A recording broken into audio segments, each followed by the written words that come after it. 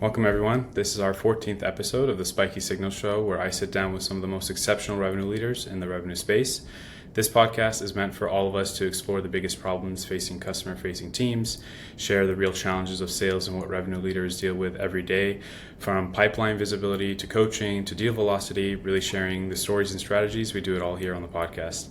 I'm your host, Waleed Shaarani, Head of Revenue over at Spiky.ai, and today I'm here with Phillip Denis, CRO at TruPic. Today we're talking about removing the guesswork from your revenue strategy and implementing guided execution. Phillip, welcome. I'm so glad to have you here. No, thank you for having me. Really excited to join and to chat about some of the topics that are near and dear to my heart. Yeah, likewise, Phillip. Well, why don't we just kick it off? Give me a little bit, a quick elevator pitch on who you are and what you do. Yep. So I'm Phillip Denis. I'm currently the Chief Revenue Officer at a company called TruPic, an amazing company where we're focused on visual risk and things that are being impacted on a day-to-day basis with AI and how you can, years ago to make a fake video manipulate something would take thousands of dollars in camera work, and people now, it's free. You can hop on any of these systems and make a fake receipt to get your expense report. You can file an insurance claim and make it look, how you want it to look. So it's a really interesting space, but it's been great over the last couple of months. That's awesome. Awesome, Phil. Well, today's topic, like I said, we're kind of discussing going from guesswork to guided execution. And I've heard a lot of CROs talk about this, and kind of like what helps them do that is understanding the signals that they hear from the market and from their sales teams.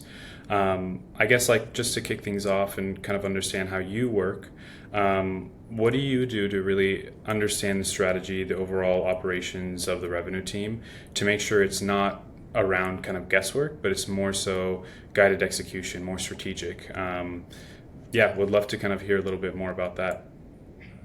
Yeah, so for me, it's a lot of this feels like guesswork because we made it guesswork. We hide the real truth behind just like, oh, I have this idea. This sounds like it's this. And a lot of people just aren't using data the way they should and the way they can, right? And I think they're misinterpreting symptoms versus signals and what those two things are. And then once you start kind of doing that, it puts you in a very tough position. And so, a lot of revenue leaders, I hear them speak about, I'm a data person. Like I review data. I'm like, what does that mean? Right? Like what is data and how are you viewing it and the consistency? And so I think a lot of that is talk and not actually in action, and not because they don't want to do it, but they may not have the right ways of viewing that data and then building the proper signals that they need to make the decisions from. Yeah, no, I think that makes a lot of sense. I guess like what are you doing to build that framework? I know a lot of CROs, they'll like establish once they come in, they have like this 30, 60, 90 day plan. What do you do to establish kind of the framework around this kind of data? And then also what signals are you looking at to make sure that you're constantly tapped in to understand, hey, this is a signal rather than a symptom? Yeah. So I think one of the tough things is when you join an organization, a 30, 60, 90-day plan reminds me of the old Mike Tyson saying, right? Everyone has a plan until they get punched in the face. And that punch in the face can happen on day 3 of being in an organization, right? The plan sounds good in theory, but once you're there and it's like, hey, we're at the end of the quarter or deals need to close, it's very easy for sales leads to just want to jump in and just start fixing the problems, right? Especially some of them that are glaring. And I think the hard thing to do is to not do that, is to not do what we're essentially built to do as sales leaders, is to fix. Here's a sales problem, here's a sales answer, do that thing. And so, coming in with your own playbook that you've used 20 times before, it's not guaranteed to work this time, right? And so for me, the important thing is to sit back, and it's hard to like not want to jump in and do all the things and just listen and learn. Be a student of the organization, of how they're doing things. And though they might be doing things differently than you planned, understand the why behind that may help you see a reason why you shouldn't change that thing. And maybe that's not what's wrong with the organization, right? Or with the sales motion or whatever the case may be. So for me, you can't figure out those signals if you're not listening. Right? If you're not watching and learning and saying, okay, you know what, I've realized, what does good look like? Do I know what that good looks like? Is it a brand new organization where we haven't built that baseline? Or is this an established team where I can see what the top reps are doing and it's not they're lucky, or hey, this one is really charismatic and they're great. Like I can't repeat charismatic, right? I can't make another sales rep charismatic, right? That's not going to work for me. I need to understand what are the 10 things that person does really well. What are the 7 other things that aren't because that's who he or she is. And then I can repeat that, right? And then I can take those signals and say, this is how I bring that through the process to then bring the rest of the team along. Yeah, that's a really interesting point you're bringing up, because here at Spiky, like we're really trying to understand like what's making your top rep the top rep in the 1%, right? And what are some of those signals around him, whether it's, they're charismatic, or they just do their due diligence, or they are really good at following up, or whatever it is. And basically we're trying to understand those signals and feed that back into kind of like a CRO or a VP of sales, depending on how big the company size is. And so that they can understand, okay, how do I take those signals and kind of replicate it across the team to get the next rep performing at that 1%. And so I've seen a lot of different indicators or signals around that. And as a CRO, it seems like you're still, kind of in the trenches with some of these AEs, working with them rather than kind of like multiple managers levels down. So kind of like, what's the earliest indicator that something is going right or wrong in a deal cycle? Yeah. So I think a couple things that are like really important, like some of the signals are like, is the pain like quantified, right? Is the impact that we can, that they're looking for us to drive, is it clearly defined? Are the success criteria mutually agreed upon? And like, did we verify who the champions are? And so a lot of times, we don't get all that stuff, and we'll ask pain questions and we'll say like, but like we're not speaking in the language of the customer, and we're not having the customer can't tell me how my solution is going to solve their problem. If they can't internalize it and verbalize it to me, then like I haven't done my job, and they don't really get it, right? So I think that's a lot of times where things fall in the vine. If it's not clearly defined what the problem is and how we solve for that problem, and then they're not fully bought in. The other thing I think that's super important is, I think we're at a point where learning how to sell is table stakes. It might sound bad coming from a sales leader, but you can learn. Anyone could learn how to sell to an extent.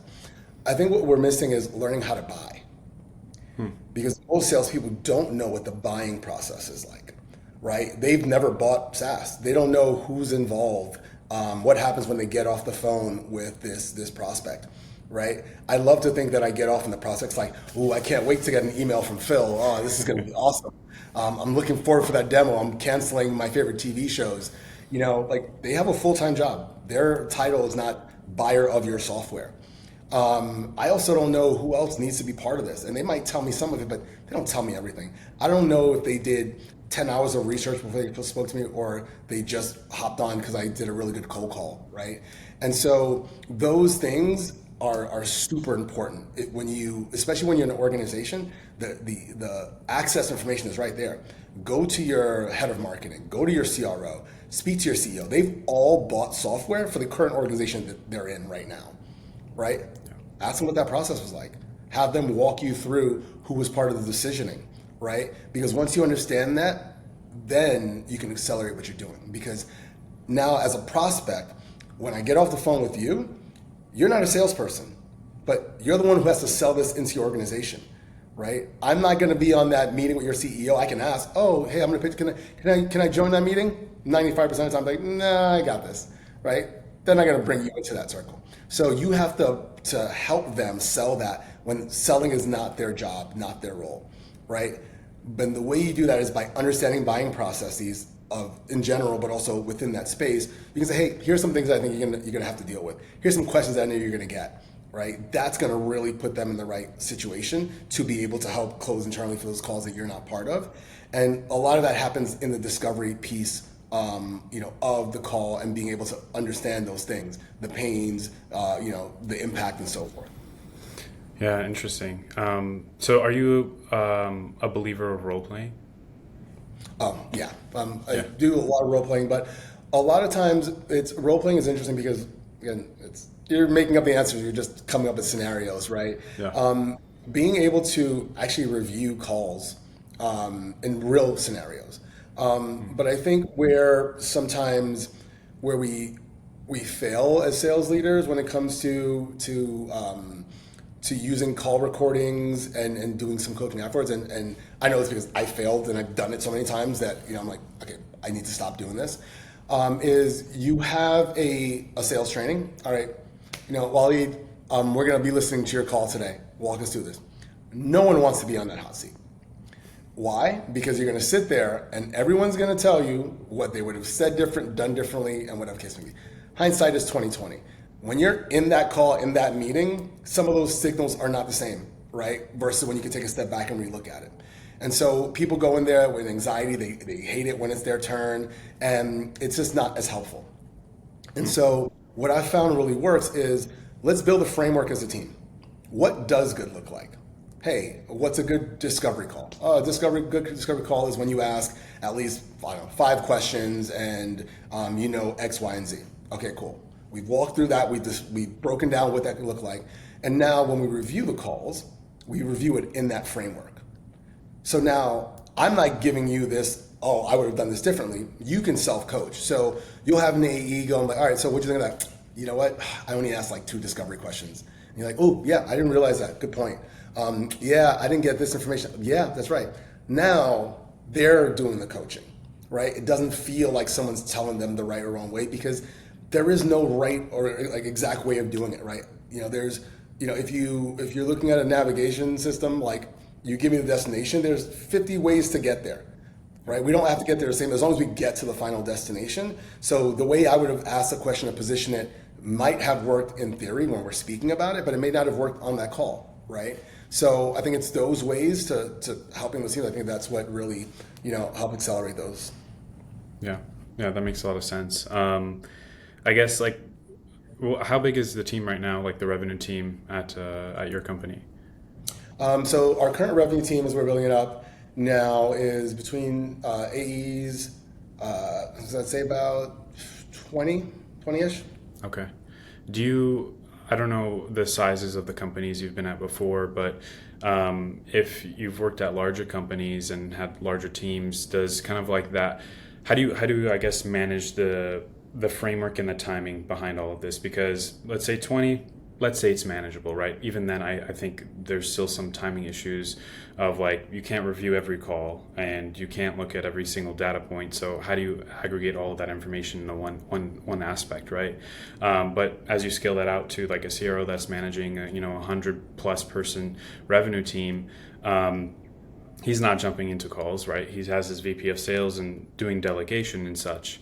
How does he put on or she put on a lens to understand kind of like the overall, the sales landscape of how that's going, if a methodology or a framework is working correctly, how they pivot? Is it just solely relying on kind of like your VP of sales and mid-level managers, or can AI come into the mix and save all of that? Like, have you used tools to really help you with all of this type of stuff? Yeah, no, really good question. So, this is one of the smaller teams I've had. I've been in organizations with, my revenue org is, a few hundred, as well as high as up to, over 1,000. And yes, you can't be on every call. You can't listen. Like, that'd be amazing, right? But for me, I think what you really want to focus on is like, you manage systems, not people, right? If you give reps clarity, you give them context, constraints, and let them operate within that framework, then you are in a good place, right? And if you focus if you start with your top reps, like I said, understand what good looks like, you codify the inputs, that leads to kind of more like reliable, like predictable success. And then you teach those patterns, right? The top reps, it's what they have is pattern recognition. They've seen this before. They've heard that before. They've been in that situation before, right? I'm not the smartest person in the room. I've just been in the room for a really long time, and I've watched all the cycles, right? And so I'm watching reruns of a show that this is the first time you're seeing it, right? And so I didn't know what the actor was going to say because I'm clairvoyant. Like, I heard him say it before, like literally when I watched it 2 weeks ago. So, I think that's where AI plays a powerful part, right? AI is better than humans in seeing the patterns, right? Like point blank. And so being able to use tools in the right way to pull out those patterns of like, hey, if I reviewed 1,000 calls, what are the things that lead to calls that close, to deals that close? Hey, in all the deals that close, these 7 things happen. Then these are our 7 things. Let's like build for those 7 things. Everything else is guesswork, right? You're just disguising opinions for signals. Yeah. So, and I'm not trying to like do a shameless plug of Spiky or whatever, but I'm honestly genuinely curious in your take on this. But kind of like where we've built the framework around Spiky is 2 parts. So one is the real-time aspect, and then I would say the first part is really the aggregation of all these insights and these signals that you're talking about. So we're analyzing hundreds, thousands of conversations happening in a given month and understanding what are some of the best practices, some of the gaps that are happening within these sales cycles. And once you kind of understand the best practice or behavior that's happening, that's fed directly back into the real-time engine, which on a call now, your subpar rep can now become the top 1% because he's able to get that signals that the top 1% rep is doing. And now he's able to understand, or she's able to understand, okay, I need to say this, hey, this objection came up, or hey, I need to make sure that I cover all of these questions or this framework before I hop off the call and get ghosted if I need to follow up and ask these questions. Do you feel that that's a good solution? I've heard a lot of pushback on the real-time aspect, and I've heard a lot of praise on the real-time aspect. Some people say that it could be distracting, hence they've never tried it out, but wanted to get your kind of thoughts on that, because if we're able to push these signals that you were talking about in real time and they can actually execute it on their calls, then that saves a lot of time for a manager or leader to be able to go back in, review some of these signals, ask the reps to kind of maybe even role play if they wanted to, coach themselves. That saves a bunch of time on them, and they can just implement this in their actual sales calls. So I wanted to get your thoughts there. I'm not sure if you've tried it out or not, but yeah, completely unbiased opinion. I just want to know from your perspective. So to me, like that is the kind of like ultimate place we'd love to be, right? And the real-time aspect, what that looked like before AI or platforms like Spiky was, a sales leader joined a sales call. Yeah. Right? And on the call, a question's asked, the rep looks like they're stuttering, sales leader jumps in, the founder jumps in, answers a question, sales rep's like, got it, I know for next time.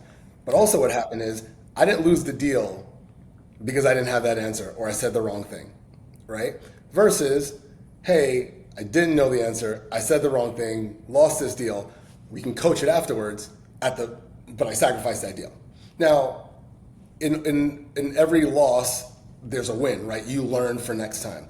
But if I can also save that deal at the same time, like why would I not do that, right? And so, someone saying real time would be distracted would be like, okay, someone else is on the call with you and they jump in and they say something, like, is that distracting? It happens all the time. So I think, that's more of an opinion thing, whether like I see something pop up and, I'm like, that's on an individual basis. But for me, like that is the ultimate place is I can't be on every single call, right? I can't, jump in and have all the answers. I also, sometimes where that fails is leaders jump in too often.